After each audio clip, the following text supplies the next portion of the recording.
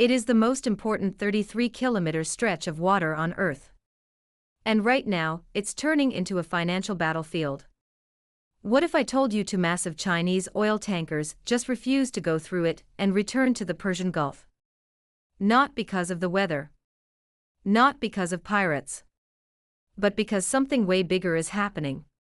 Iran closed it. Totally.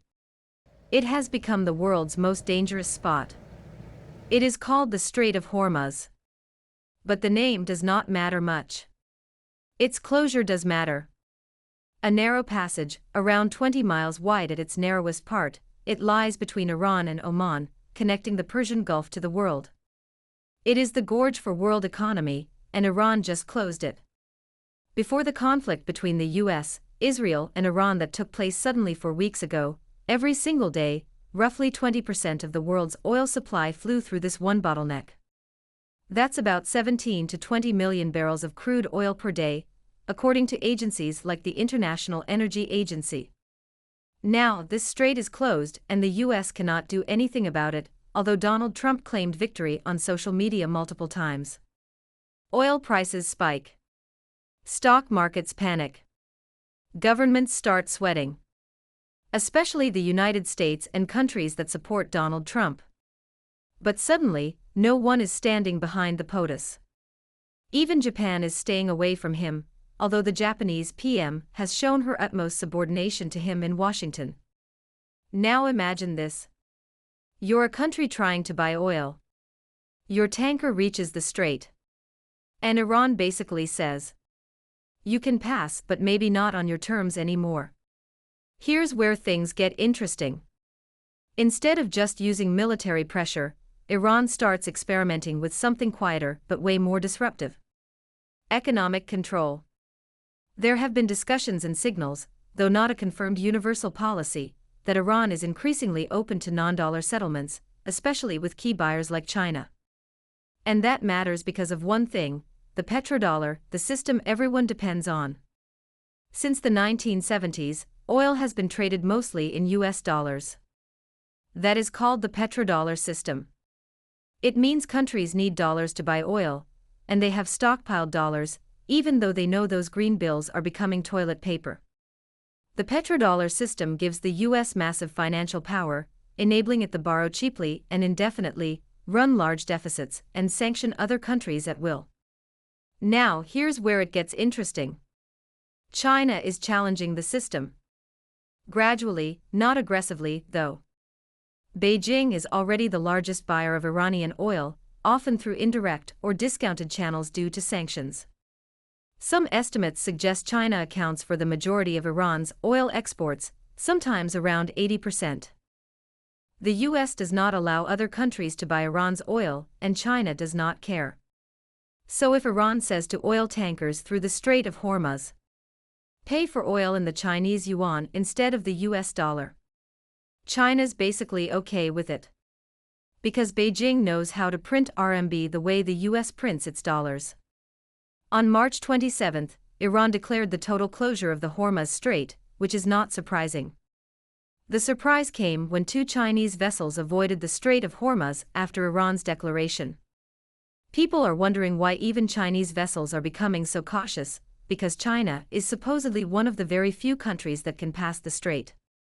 Here's what's actually realistic based on shipping patterns and verified maritime behavior. When tensions rise in the Middle East, tankers reroute to avoid risk. They may load oil from alternative ports, such as Russia or West Africa, use storage hubs outside the Gulf, or delay entry entirely. There is no reliable public evidence confirming that Iran has fully closed the strait despite the Iranian army's declaration. And that ships are being systematically denied passage based on currency, although rumors are flying everywhere. And that those 2 Chinese vessels avoided the strait because they used USD instead of RMB. In reality, shipping companies make decisions based on insurance costs, military risk, sanctions exposure, and freight rates, not just currency. So the likely explanation is that they avoided the strait due to rising geopolitical risk, not currency enforcement.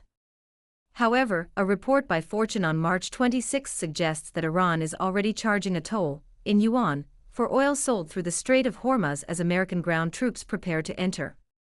The narrow waterway has become the most dangerous passage on Earth, and it is reasonable that those 2 Chinese tankers avoided it. We should not fuss too much about that. Now let's bring in Japan and find the reasons why it agrees to pay the Chinese RMB to secure the energy supply. Japan imports almost all of its oil. And here's the scary part. Around 80% of its crude oil comes from the Middle East, and a huge portion passes through Hormuz. So if anything goes wrong there, Japan has a serious problem. At the same time, Japan is a close ally of the US and is deeply tied to the dollar system, so even though it is extremely dependent on stable oil flows through the Iran-controlled Hormuz Strait, it is unwilling to pay in RMB without America's consent. So if disruptions happen, Japan faces a brutal choice. Stick strictly with USD and risk supply issues, or quietly adapt to secure energy, bypassing the petrodollar system.